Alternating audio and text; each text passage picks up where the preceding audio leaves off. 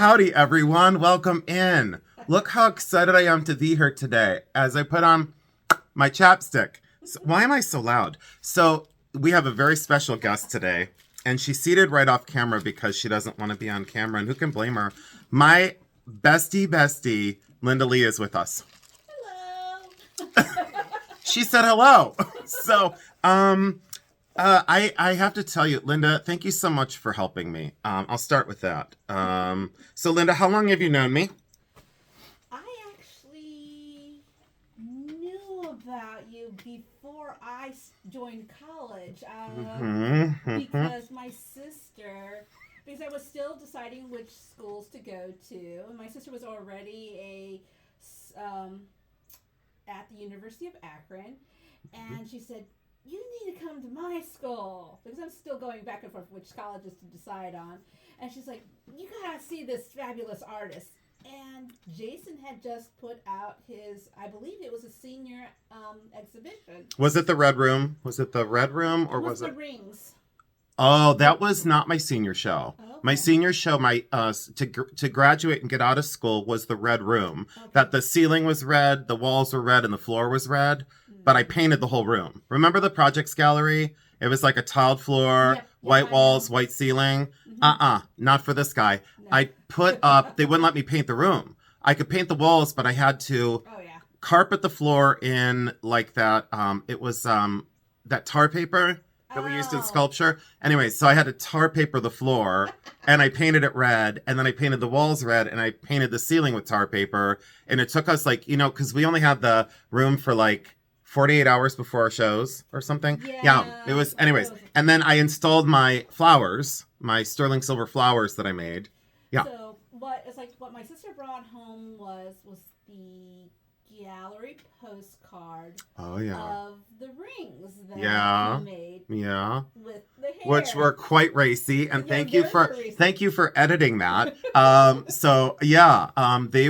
Those were for, we had a project to make rings for a president, past or current, and I made the rings for Bill Clinton, and it was for his not so classy move of signing the Defense of Marriage Act. So, anyways, but yeah, it was a conceptual art piece that was, shall we say, a little colorful, shall we say? So, it was terrifyingly colorful. And I look back at my work, but I was courageous. I was courageous. But think about it. That was 96 or so? Because I graduated in 97, and those were before that. Mm-hmm. So, yeah, I'm so glad I brought you on here because I don't talk about my art. And here I am trying to talk about this collection. No, it's okay. It's okay. But wait. So I look at it and I say, but that's a perfect segue because I wanted to have this chit chat, and I wanted to do it live because I tried to do the live feed the other day and it didn't work. But my thing is why was I picked for this estate? Because I speak this language, and why I asked Linda to come on is because I guess a lot of times when I do my pre-recorded videos, I kind of lose track of what maybe the viewers want from me. And I felt like her perspective from a fresh set of eyes and from a person who's also an artist but has an analytical mind at the same time. It's very difficult to have both. It very much so is. But artists are problem solvers.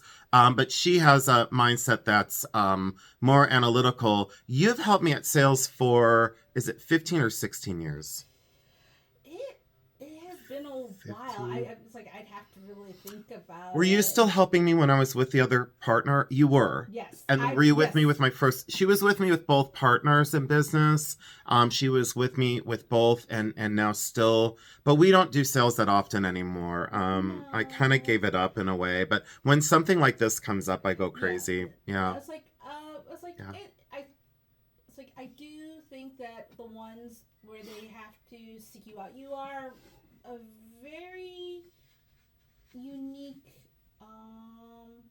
in the estate sale world for not even just this region, just in general, because of the type of background you come from, so that you have the ability, even if you're not 100% sure, you know who to ask, to tap, to make sure that the homeowners, the family members, know that that their belongings are going to someplace that's worthwhile. It's not being dumped in someone's trash Yes. can. It's like we know Yes. that they're being rehomed into beautiful places, joining other collections, and that they'll be reloved.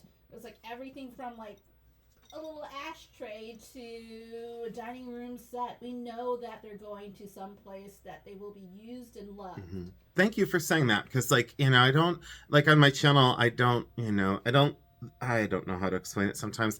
You've watched though, but you've seen me in real life, and I think that's where the perspective of my life is refreshing to hear from other people.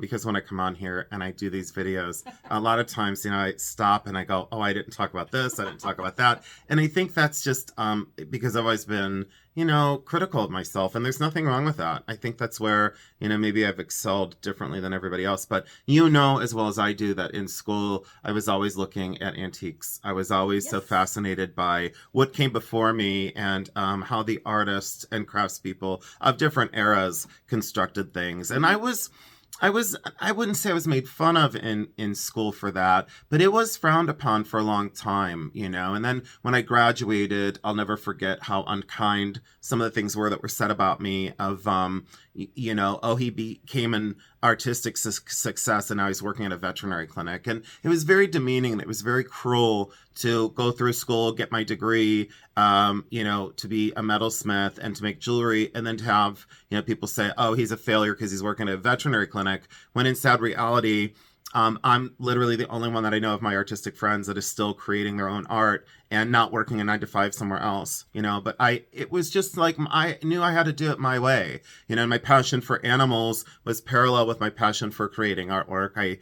I can't separate the two of those, so enough about me, but I want to talk about the collection. So when your first initial walkthrough of where we're at, because we're at the estate sale location that I've now done 2 videos on, and there will be more live feeds on the jewelry from the house, so maybe later on tonight, or maybe it happened already 2 days ago, because I don't know when I air these videos. They're not in chronological order. I air them when I have time to air them. What was your initial feeling about specifically the vibe of the house, but then like her and her life and her legacy that she left behind? It's like my first impressions came from the video, which is like different from the actual seeing it face to face.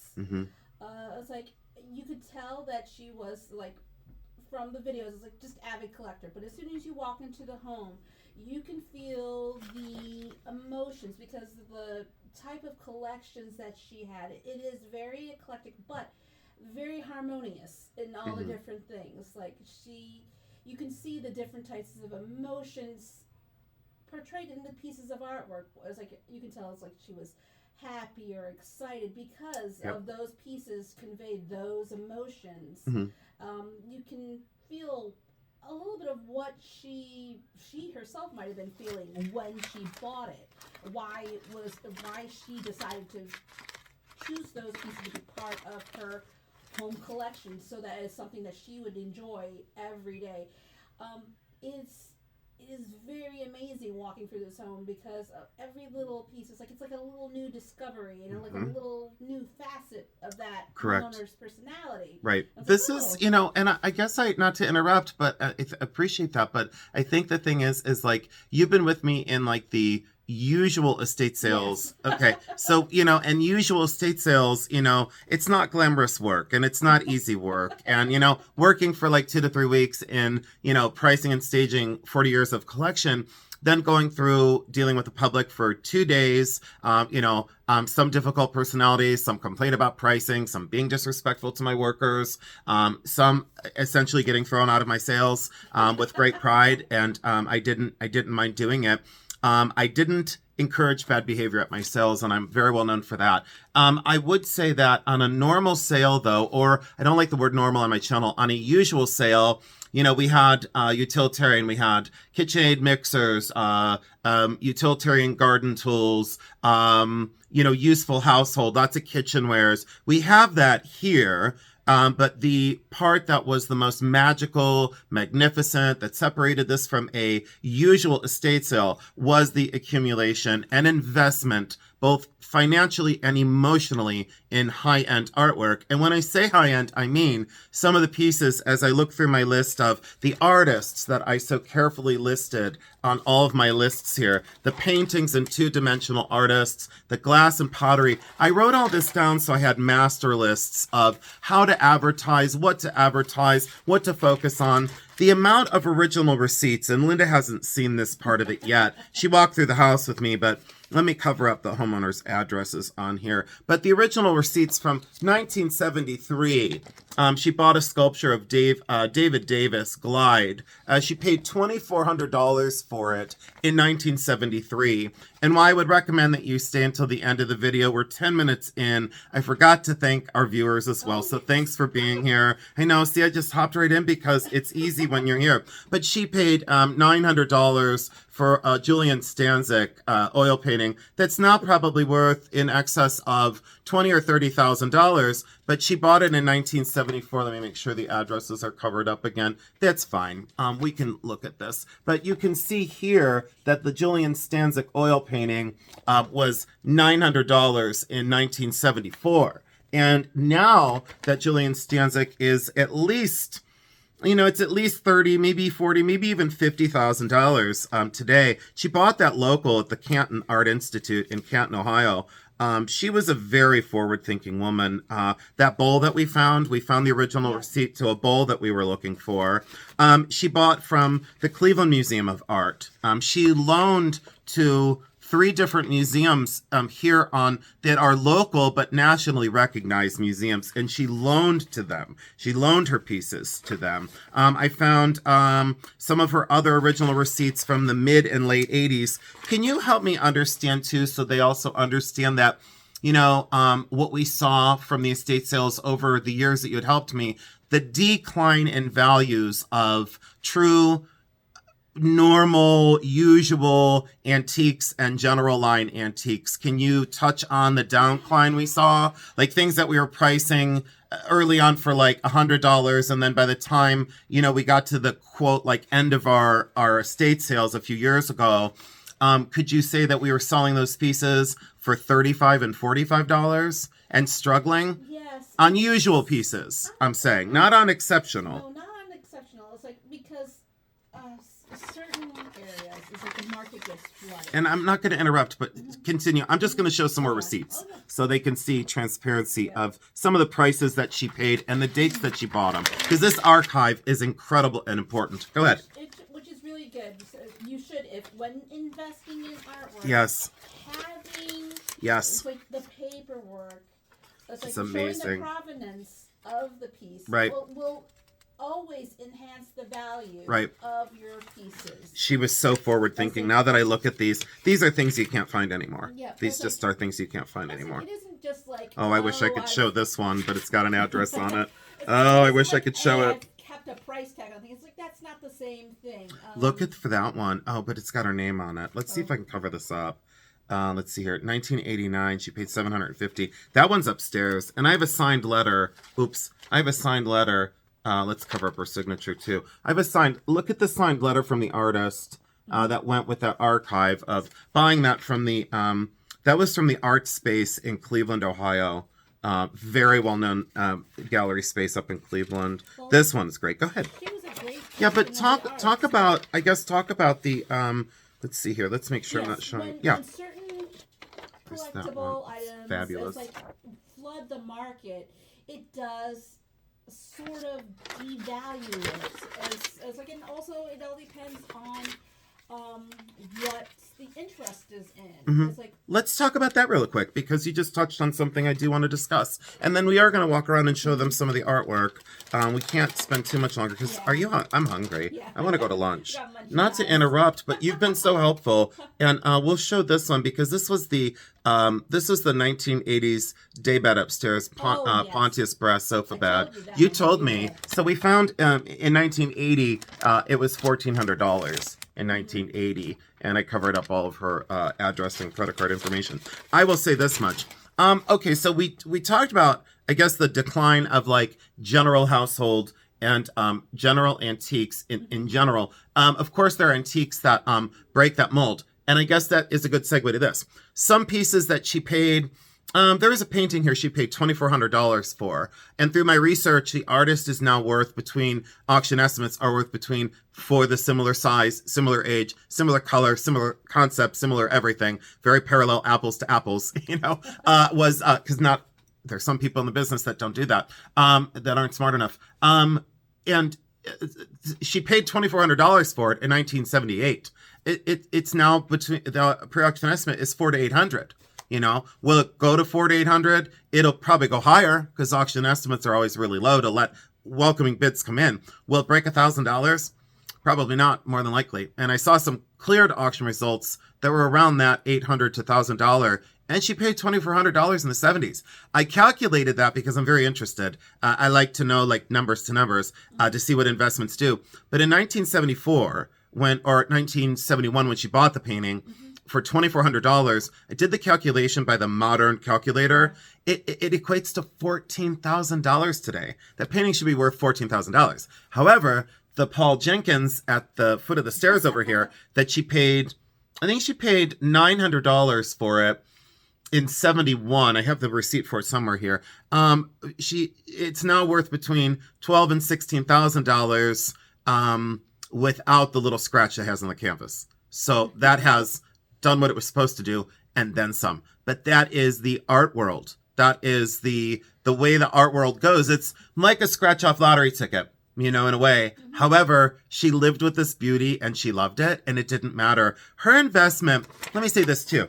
Some people in the art world only invest, this is the sculpture in the front yard, and a lot of her pieces made the newspaper here. And I'm going to look back at this video and be so thankful that I constructed it. And I thank you for helping me. But this is Virgil Villers, and this is the large sculpture in the front yard. And there's a very large archive of one of his original posters from one of his shows, and then a whole bunch of information on him as an artist that was published in the papers. And this was installed in a show. And it says it was an 8-foot sculpture. It was on display for 2 months. It was on display here locally in Norton, Ohio. And then there's a large resume of this artist and his accomplishments. And I did Google him just the other day. I looked him up online because there's really no other way to tell, if he was still producing.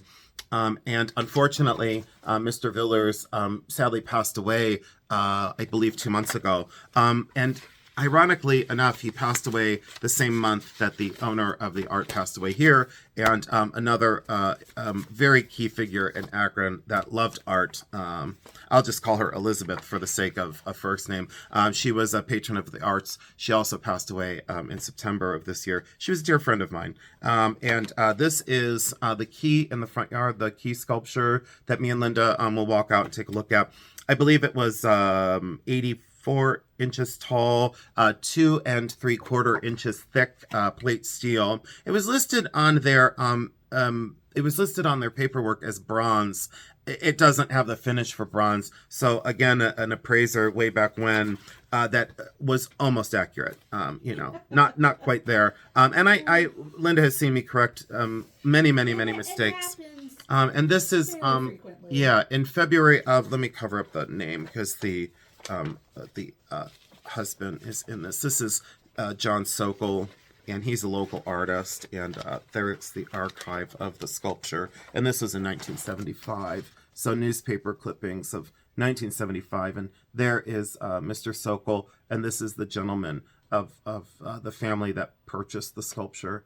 So amazing archive of that, and I've had calls. I had 4 phone calls to purchase the key before the sale started, and of course that's not allowed. Akron Art Institute, and interestingly enough, a lot of these things were scattered throughout the home, and I it's taken me now 2 weeks. It's taken me 2 weeks to put this whole thing together, and I didn't know what this is all about. And this is the Akron Art Institute, which is now the Akron Art Museum. I think it changed the name in probably the 80s or so. This is from 1972, and why this is important is another estate sale company would have thrown this away because this doesn't go to anything in the house. It most certainly does. This is the drawing upstairs by Robert Horvitz. And he was, let's see here, I think he was born, they have the information on here of when he was born. let's see here. He was a 1969 graduate of Yale, and he had art exhibits all over, and you can see that fineness of that pen and ink drawing. When I saw that work upstairs, go back to my initial video before I had this. This is the key to the map. And before I had this, I stopped at that work upstairs and I said, hold up, this is important, like this is a good one, And I guess that was like my transparency of like that intuition, that gut feeling, the little entity that taps me on the shoulder on occasion and says, hold on, stop a minute. Take a look at this closer, and it's about intuition. You can only be trained so much. Oh, and by the way, why wouldn't you have the original? Let me make sure. Okay, her thing is covered. Let me make sure that her signature is covered. Hold on. She did sign the receipt. So there's the Robert Horvitz, and it was purchased November 14th, 1971, and it was $300. So there's the receipt for that one. And it's amazing that I have the, and again, these were, I obviously just flicked through 3 receipts. These were not together. So this and this got pieced together. Let me cover that up. So there's the receipt. So there we go. And that was, talk about an archive. But why it's important is, and this is true, a lot of the works are unsigned, and to have these papers and to have this archive. This one's from 1976. Let me make sure. Yeah, this one's from 1976. Kent State University. She had a lot of friends at Kent State University. She had ties to Kent State University, very strong actually. She purchased a lot of pieces, and she was friends with. Do you remember Marianne Shear? Do you remember Marianne Shear? She did the jewelry stuff at Kent State. I had her first semester. Yeah, she was, by the time you got to the University of Akron, she was probably not teaching anymore. 21 minutes in. What else can you think that's important to talk about before we walk around? Do you want to talk about, we talked about the emotional part of a buyer.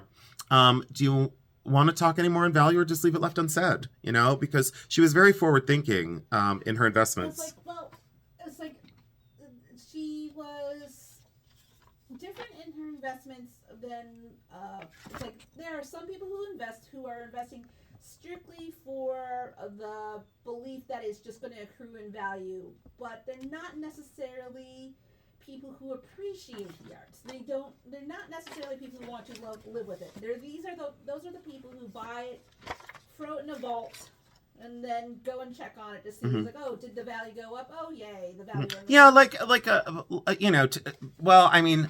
physicalness of like a stock market, which doesn't make any sense to me. It never has. It never has. It's like it takes all time to make the world go round, and it's like those this is people amazing. do have a place in the world, but this person bought it for the investment, but also because she saw something that resonated with her and wanted to bring it into her life.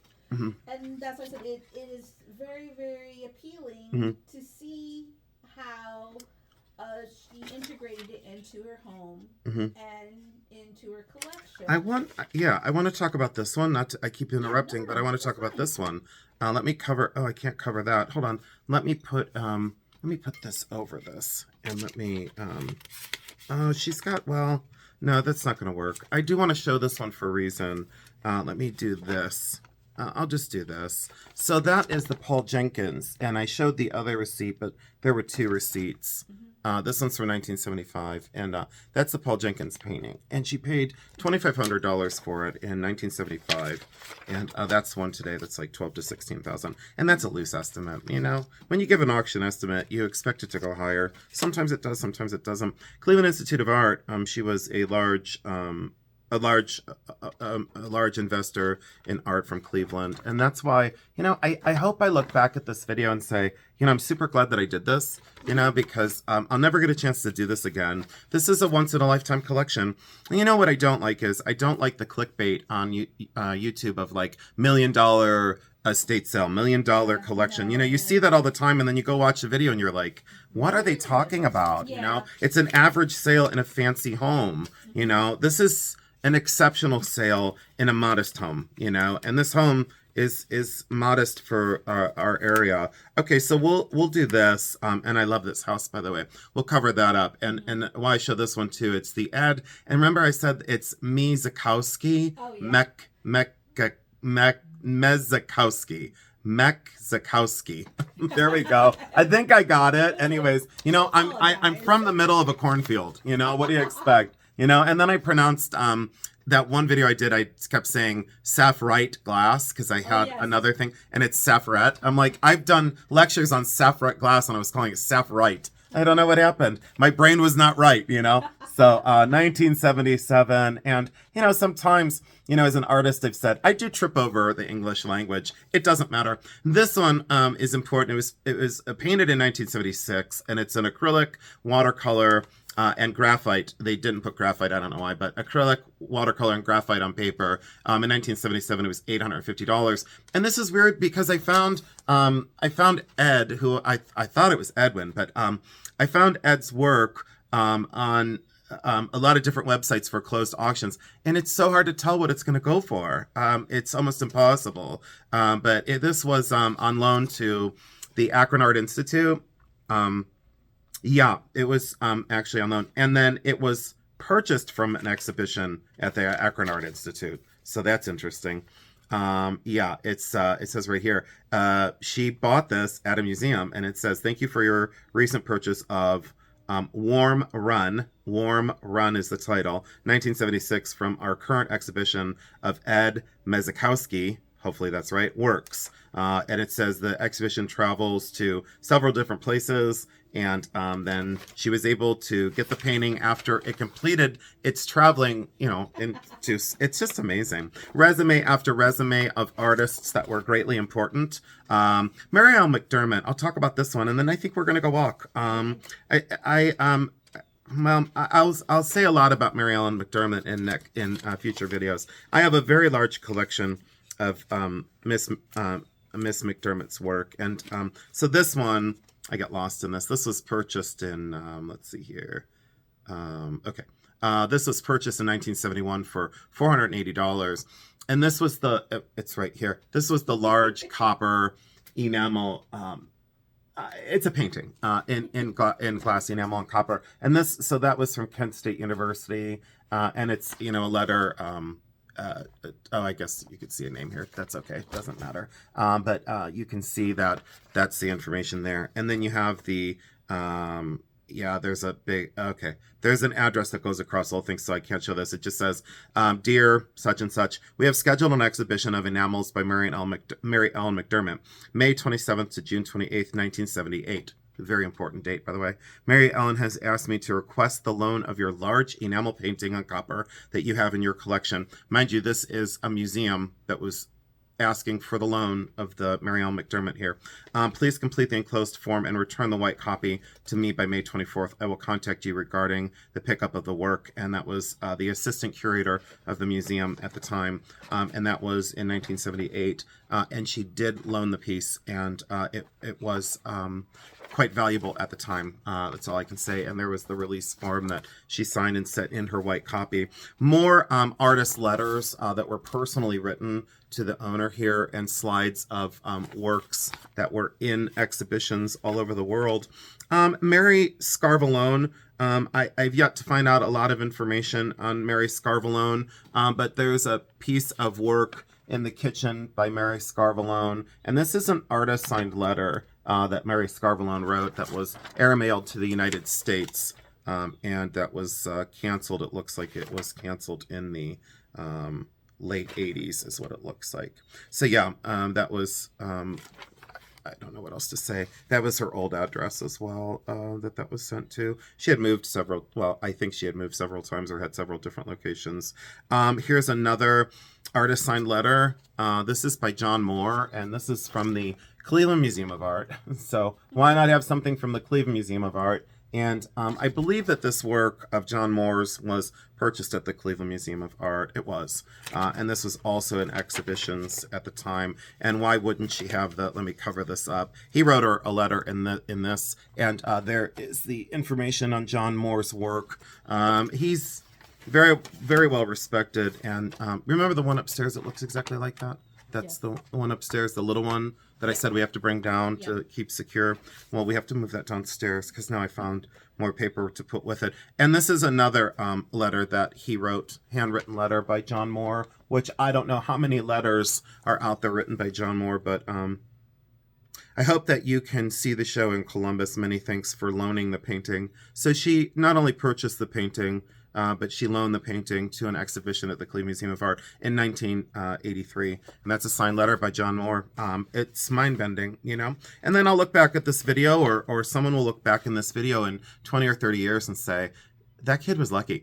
You know, that kid was lucky. I call myself a kid sometimes, but, you know, that kid was lucky to have this. And I'll say this, I've spent a lot of time in that chair, Linda, just looking outside. And I did explain this to the owners, and I hope it's okay to say this on it's okay to say it. I've spent a lot of time here, and it's emotionally getting harder and harder for me to leave an environment. Have you ever seen me get attached to a collection? Have you ever seen that before? Can you, probably the one in Fairlawn? Yes, I was going to say occasionally, but like I said, it's because something within the collection or the family resonates. It's usually the people, so, you know, it's usually the people. And it's like they become part of your family too, extended almost. I agree. And there's been sales that, you know, I just, you know, at the end, I would say the majority, I just kind of, not that I walked away and was like, you know, okay, we got through it or whatever, you know, however you say that. But there were ones that I just didn't have a connection with. So there's the growing stack of receipts and original paper, and there's, as Linda knows, there's that one in the back. There's like 3 times as much as this, and then there's another stack in the kitchen that I already have like going with the works, because I want to be able, I told the family, I want to be able to give that archive to the buyers. We're 31 minutes in. Do you want to walk around and look at some of the more notable things? Let's go look at sculpture outside, and then we'll come back inside, and we'll call it, and we'll go to lunch, because I know you're hungry. Hold on one second. Wait one sec. Linda, thank you so much. Yeah. All right, hold on. All right, so we came outside, and Linda, what do you think of this? What's your initial thought? You haven't seen it before. Yeah, I haven't seen it before. Yeah. I what do you think? Like the shape of it, and I like the extension. And it goes way over here. I'm going to creep back there. Here, and I want to get you on film. Hold on, let me show the basic construction of this massive, massive baby. Look at that, Linda. Look at the dynamicness of this. For modern and contemporary, would you consider it corporate art in a way? I mean, you know, don't you think it would go in like a... It could be corporate art, but the thing is, the way she staged it in this environment, yes, it's like it has a better feeling for it. It's like it makes it sound strange to say that a metal look at the dynamic. Warm. Yeah, no, it can be warm. Look at the oxidation and finish on it. You know, this is the one, I think I know who did it. This is the only one that I was really not sure about. But you're right, how she has it in that environment. I'm not a fan of the fence, but you have to block that off. Yeah, you know? It's like the way she's nested it within near the trees. And look how it looks like a painting. Like, you know what I'm saying? The shadow works really well with it. Mm-hmm. And yeah. The negative spaces and the open spaces give you it's like a very... I'm gonna go like over here. In different views too. Yeah. But the fact that it's like growing. Yeah, it's done in. Right. Trees. I want to go back there again, but yeah, you saw how that long bar comes off the back. And it's so cool because that's like the counterbalance. Yep. You know what I mean? You don't see that from the front, but I like this view right here. Much more dynamic. Much more dynamic with this huge sweeping curve. Can you imagine how hard that would be to put together? Yes. To get this through that plate steel? Come on. You know, people look at these and they go, I don't get it. You don't have to. You don't have to get it. Look at the process and the energy that captures. The energy in this one, it grows on me more and more. When I first came, I go, oh, okay, I get it, you know. But then I didn't. And then I'll walk down to this. Let's walk down in the backyard. I've not shown the backyard yet. So let's walk down real quick. Yeah, right? That's the beauty of art. We all get something from it. And I staged that over there. Look at how nice it looks. Doesn't it look nice? So this one was these figural people out of that slab kind of granite or Carrara marble. It's been out here forever too.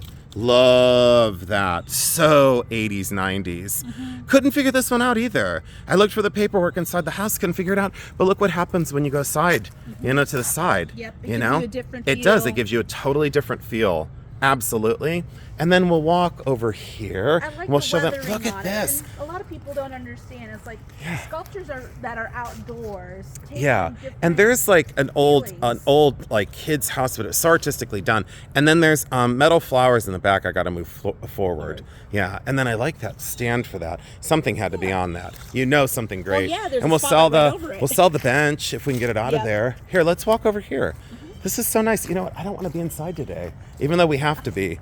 How much pricing do we have left? Probably not that much, right? Not too much. No. But we do have stuff. Love to this. do. And we have to do basement. We have to Yeah. price basement, and the gazebo's great. Oh, it's so Uh-huh. I like it. And I love the old steps. Love, love, love. Be careful because Yeah. they're very trip hazardy. And I brought the sculptures out from up here, and there's one more up there that I have to Look at move. this tree. I know. Jeez, I know. And guess what I did? You know what I already did, right? Did You you know what I swing? did. You You know went what I and swung. did. You know I had to. Of course, Look. it's a swing. You have to swing on it. You have to. It's a must. When you have a bad day, I've already said, don't bitch at your spouse. Go outside and get on a Have a swing. swing. Go outside and get on a swing in an old tree, you know? So that's what I did. And then, well, I don't want to say, but we'll get into what's in the backyard later, like just beyond the fence line. Yep. We don't want to talk about that right now, just because bags of trash from outside, cleaning up. I know, right? And then the 4/4s, this one, I'm still doing some research because me and Linda were talking about this just a minute ago, and it's 4/4s that go all the way around. I have a feeling I know.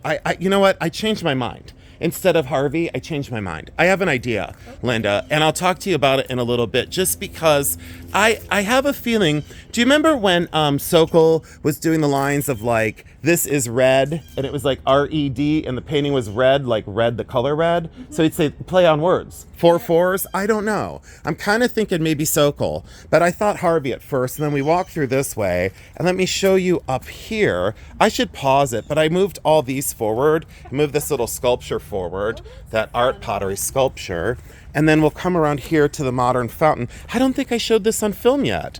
So here we are in this elegant garden. What on earth? I've always wanted a fountain, and you know, if this was at an estate sale, I would buy it. You know I'd bring that home, Linda. Yeah. You know that would be in my yard. Absolutely. I think that's fantastic for modernist. And then we'll come up front here, and then we'll just go do a couple notable things inside, Linda, if that's okay. So, if that's all right. So we'll do this one first. And this one is the Virgil Villers, and I think this one's 8.5 feet tall. You're okay, Linda. I think that one's 8.5 feet tall. look at And the that is, faces. I know, right? Let's let them take that in.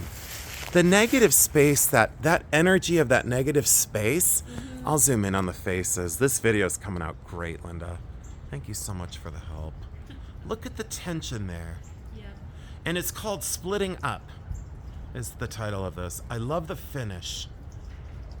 Very almost like, you know, like ancient finish, you know, that oxidation.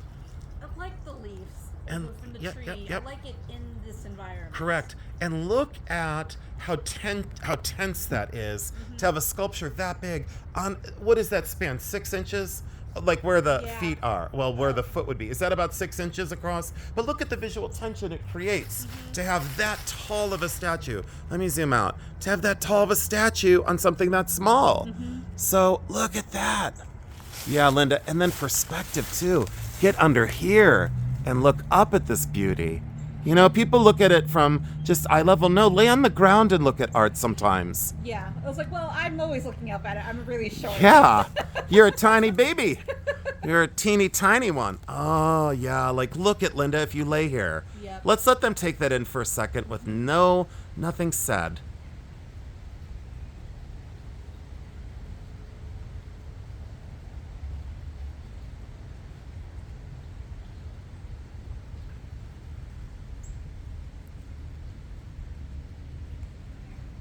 Ah, Linda, I just love that. That just makes me so happy. That really does. Go right back up. I do want to study that one more time.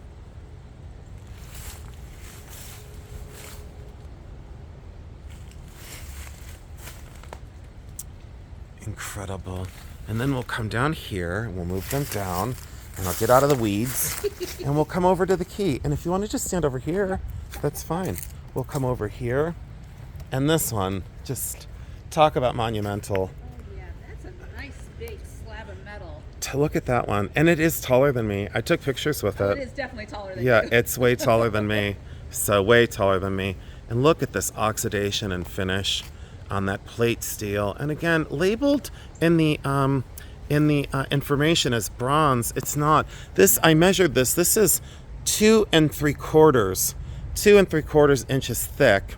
It's approximately, I think it was almost 3 feet. I measured this. I think it's 3 feet this way, and it's like 84 inches or so tall from the base. And this goes right into the ground, and it definitely is on some sort of platform underneath here. So I'll probably dig down a little bit today and see if that plate steel that it's riveted to is still there.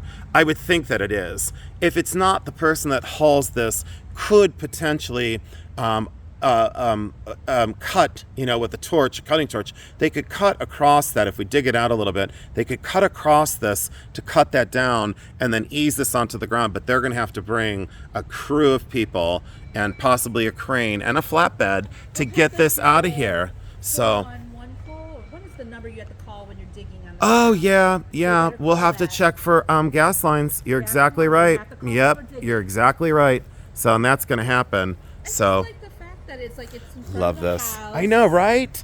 I and know. then, even though in reality we know it's massive, Yes. but this type of key is the kind of key that you would have for the lock boxes. Yeah, exactly. Which means, if this Yeah. were in reality, It's a key of importance, and there's a key to success. I mean, there's so many different things about a key. Key to success, a key to your home. And he did talk about that in the paperwork. He did discuss that about the concept of a key. And I could post that in the description, or I could do a separate short feed on this key. It reminds me of just so much whimsy in this piece, and that it's right in the center of this house. And when you line that up with the ceiling of the house, look at that for perspective. Isn't that what art is about right there? So I guess I should do that as the screenshot for this video. Yep. I'm going to do it. I'm going to use that as the screenshot. I'll come back and get a picture, and we'll use that as the screenshot. Let's go in and talk about a little bit of the work, okay? On the inside, I'll pause you guys now. We'll be right back. So we made it back inside the house, and Linda's closing down the door. This is the Mary Scarvalone painting. She's very well known and very well respected. Eerie, mystical, looks unfinished, but it's completely finished. It's dated and signed in the corner here with Mary Scarvalone's pencil signature, 1984. That was the one that had the corresponding letter that came in. We'll span up here because this is by Ron Simon, and I wasn't sure that it was his work, but it is signed here, and I do have a corresponding receipt for this one. We'll zoom out. That's mixed metal. It's copper and brass, and again, that was in one of the previous videos, and it's just that high quality, abstract, long, gorgeous, tells a great story, and lets your imagination fill in the blanks in a way. Linda, what do you think of that one? Do you love it? I do love it because Yes. it's almost like a primitive, like Aboriginal artwork, but Yes. with a modern flair. on it. Yeah, and I love that it's like that almost arc welded finish. Very brutalist. You know, they say brutalist, modernist, but definitely that brutalist. And such a beautiful span. Yeah. Makes perfect sense because it's big enough, but it's not too long. You can get the whole thing in. Very cool. We'll pause you there and we'll catch up with you in just 1 second. So the only reason why we're going to kind of cut and splice the video, as I told Linda, we do have a lot of small things that are down here. The art pottery, the glass, everything is priced in the home now. So I don't want to show any of the pricing because it's just not fair to people, attending the sale to know all the prices before the sale. So we're very careful and cautious with that. So we won't show any of the small pieces today. It's only about the art and the importance of the art. This is the Mary Ellen McDermott. And in the first walkthrough, I showed you this closet door was completely open. So this was open and blocking that work. And as soon as I pulled the door open, I said to the owner, that's a Mary Ellen McDermott. The only reason why is I'm used to her work. I know her work. I collect her work. This is a very large scale piece, very surrealistic with the landscape, almost a tree. And I talked about the way these were constructed. Enameling is very difficult. You have to have a counter enamel. She made a very special firing system for this. It was a long tubular pipe that was as long as this long big piece of copper. And there was a pipe. There were holes drilled, and there was an equal amount of acetylene that would come through the pipes to heat this up evenly. She had a crank, and it was a chain system that she slowly pulled this through that firing mechanism that was on the bottom, that almost was like a large barbecue grill that kind of was hot enough to melt all of this glass. And as she chain pulled it through and cranked this through on a chain system and pulled this through the fire, that's how this glass would be fired onto the surface. I have slides from her estate sale that actually went to auction that nobody has, that shows the process that Mary Ellen McDermott went through to create these large-scale enamels. Nobody else has that information that I know of. I have the original slides from her sale where I bought one of her large pieces. A large-scale work like this called Adobe sold in 2003, 2004, and Adobe sold for $4,800. The ones that I have purchased that were similar to Adobe were anywhere between $800 and around $2,700. But Adobe was very well known because it was in a lot of exhibitions. So it was one of those things that had a track record. Since this was in an exhibition, it's a very important work for Mary Ellen McDermott. Signed here in the corner, McDermott. She did have her daughter, Janice. And Janice produced art as well, but Janice's pieces did not look like the mother's. And Janice, I think she was selling her work at Don Drum Gallery, which is local, but look at that modeled surface. Look at the textures and tactile. You know, some people would say, those look like mistakes. No. Those were completely thought out and planned out. And that fire-scaled oxidation behind that glass surface is not by chance. She labored over these. There is a certain level of magic that happens in such large-scale enameling, and to not have crazing and cracking or to have that pop off of the surface, very, very, very unusual, to say the least. I'm going to skip over to the next wall, and I'm going to bring Linda right back in.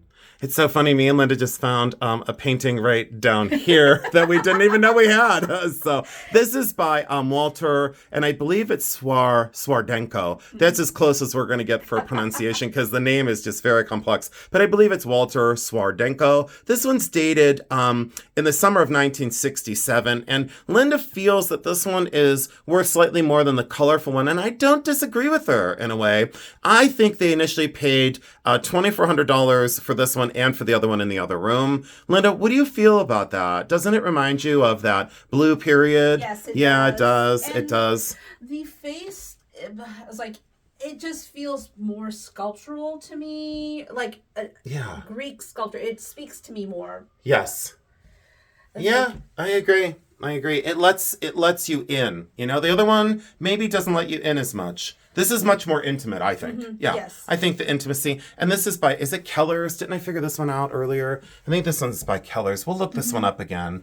But yeah, I have paperwork on this one as well. Very reminiscent of that op art, kind of distillation of like a simple form, and then into that simple form with an ancient kind of headless body, very ethereal, very heavenly. It's something, it says about like unfinished work and then finished work in a way, that dichotomy. I don't know. It's something very special about that. I guess I could pause. Wait 1 second. I'll catch up with you in 1 minute, guys. And Linda's in the other room waiting for me. But I wanted to show these really quick. Look at the kind of...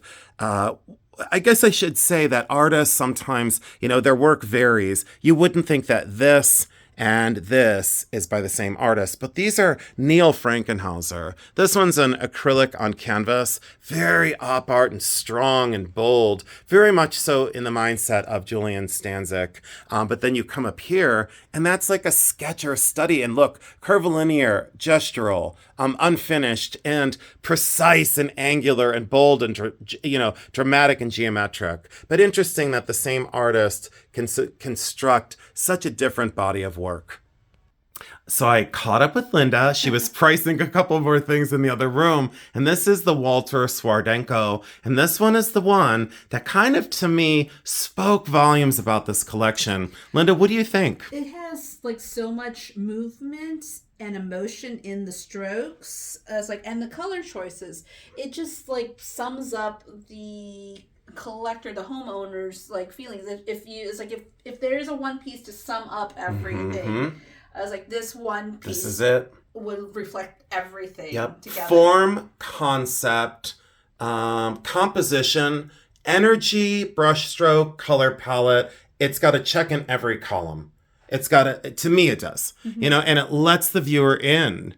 It lets you in. And this kind of, I always said, like this distillation of the human form that then becomes floral or vice versa. These brush strokes shouldn't be a human form in a way. It really shouldn't be, because in real life, if you go in close, I guess that's my point. Look at that. So how does that become a human body? And how does that become a face? But when you step back, and optimal viewing, Linda, don't you think about 10 feet away from it? Yes. And then you see the figure. So now look what happens. So now look at that. Look, you even see the hand here. Yep. That like up close, all you see is little hash marks and little scribble, So look at how it falls apart. It totally falls apart into this. But look at that. That's the hand of a master. So love that. Should we go in and talk about the tissue paper work really quick? Yeah. Let's do it.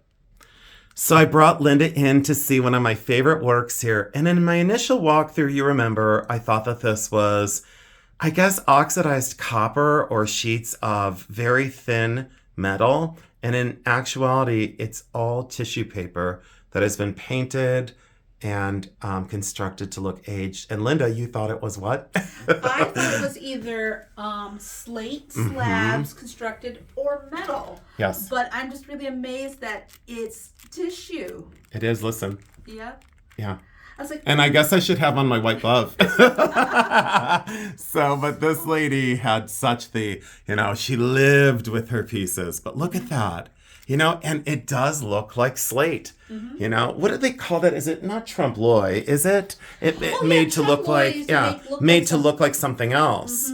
Very much so fooled me. And I think why is the angularness of it. You wouldn't think that you would be able to fold paper and kind of, laminate paper together. And look at the size of it. You're right, because it reads as slate. It does. Which is very, very indicative for our area, because we have a lot of homes. A lot of the older homes use slate. We do. And so it's it doesn't feel like it's out of place to see slate artwork here. And do you see that kind of rainbow quality on that one? Yep. That looked like metal to me. Yep. It looked like enameled or oxidized copper. And as a silversmith and, working with metal, you'd think I'd know, right? Plus, I'll say this much. In my initial look, I didn't like it on the paneled wall. Now I simply love it on a paneled wall. It does. The angularness of the panel following the lines of this. But, and I guess I should say, I like the two-piece. If it was just this one, I would go, okay, okay, great. But with that secondary one and the tension between the two of these, that visual tension of, doesn't it look like it does? Doesn't it look like that piece would fit? Yeah. See what I'm saying? Like if you turned it, that piece would fit in here and then that would go this way. So you could display it closer together, but boy, she had a vision for this. She knew exactly what she was going to do with that when she got it home. I love that forward thought process. But yeah, that's by Hazel Janicki. And I haven't really done a ton of research on it, but I think that's a monumental task to construct that. Very, very cool. Late 70s, early 80s, probably. That's my feeling. And the fact that it's stayed in one piece. Yes. Since it It's so weird because it has such a solid feel to it. It But does. the fact that it is tissue paper. I know. It's like it's amazing. Yeah. Yeah, it is. Let's go visit one of the most expensive works in the house. Let's go look. Let's go do it. Here we go. Linda has already happily made her way up to the steps and waiting for me. This one I unburied out of the basement. And I don't know. I don't know. There was something about it. I had to bring it upstairs. Let you take that in. Gonna do some more research. More and more research as time marches on. But you bet I will be ready by this coming Saturday for this sale. So right before we go upstairs, this is by Mac Whitney.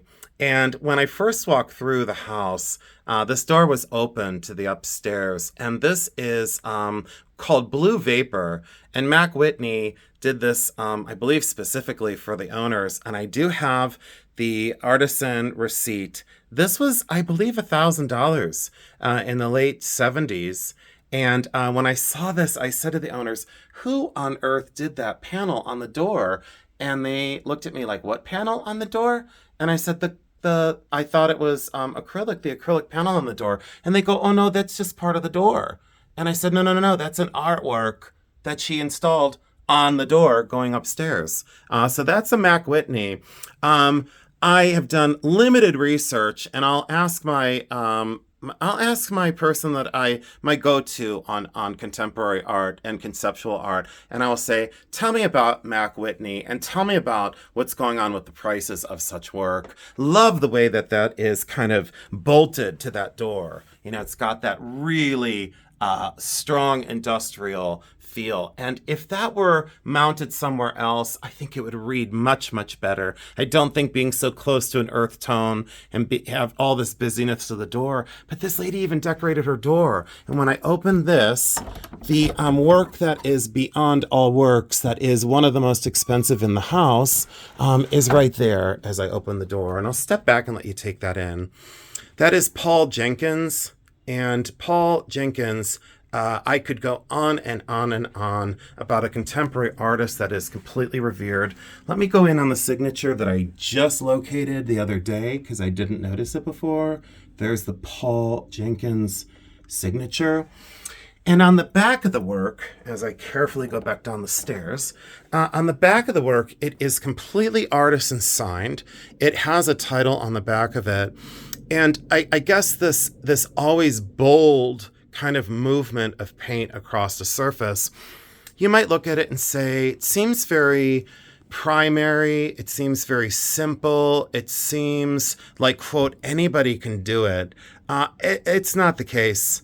There is a very faint scratch across the brown field, I'll go in on that as well, that will affect the value. That will bring it down because I believe that according to my person that does contemporary art and modern art, they said this is on an unprimed canvas.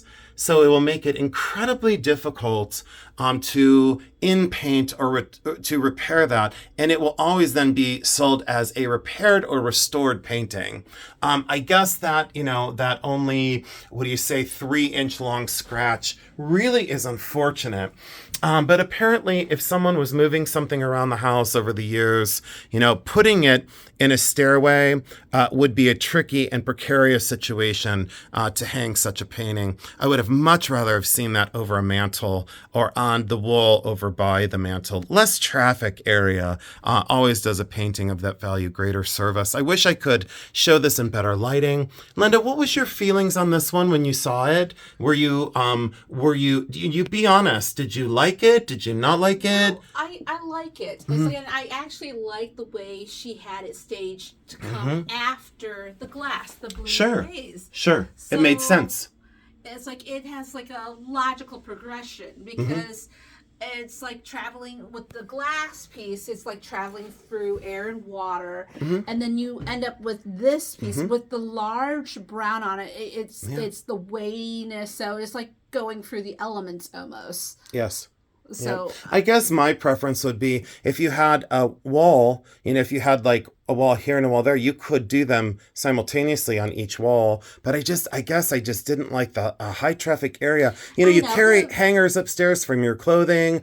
Anything could, you know, and what an unfortunate circumstance to have a scratch like that, you know, and definitely is going to bring the value down just a little bit, you know, or quite a bit. That is like one of the little dangers of living with art. Yeah, living with art. I mean, I can't tell you the horror stories of some of the pieces that I've unfortunately damaged in my own home. But you know, like utilitarian art, like yeah, teacups utilitarian, and yeah, teapot. useful. I'm like, you still want to use it. It was made to be used. Yep. All right. Well, we're gonna go upstairs. So, and then let's just look at a couple of things upstairs. Let's go look at the Horvitz really quick.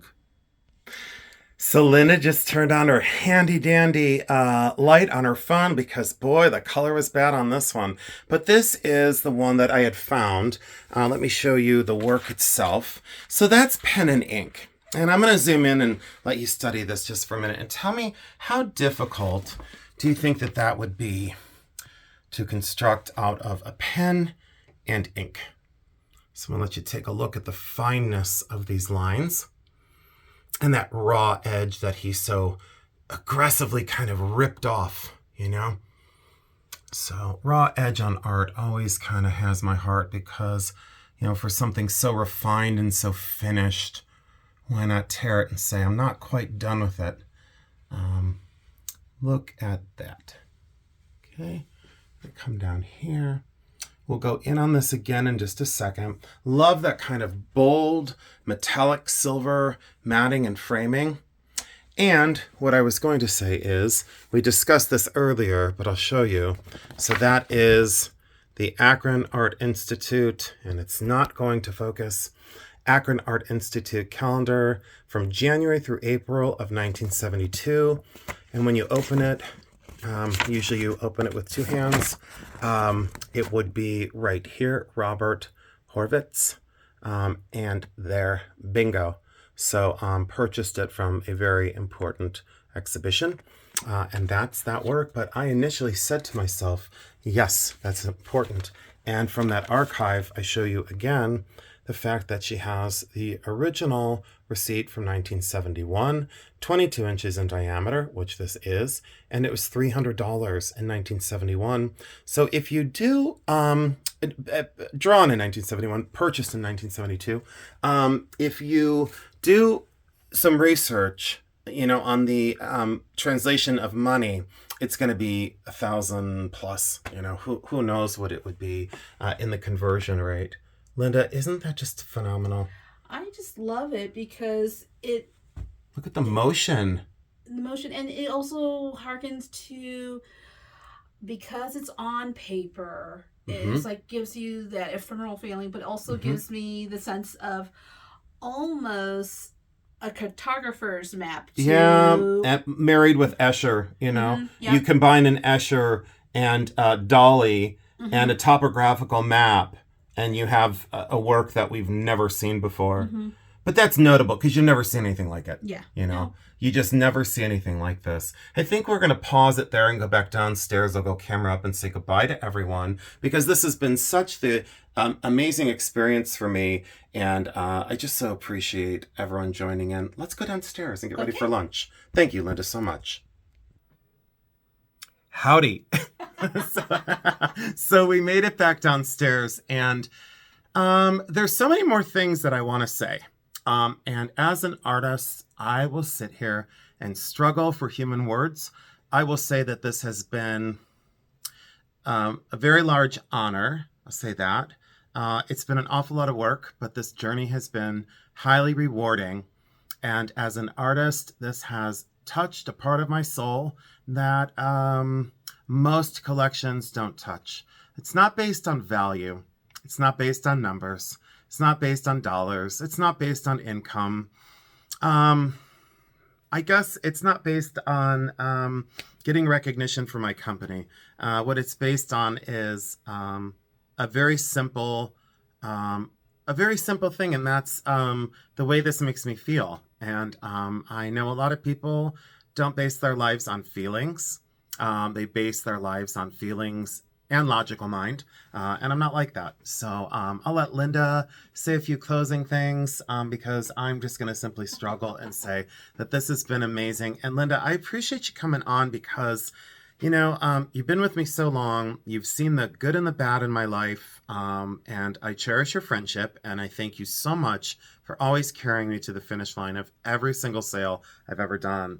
You have never missed a single sale that I've ever done. And I thank you so much for picking me up when I stumble, for being kind when I'm prickly, and for always finding a way to remind me of, at my core, what I'm about and how I'm defined as a person and an artist. So I appreciate you very much. What do you want to say in closing? What do you want to say? Well, I thank you for inviting me to join you in another estate sale journey.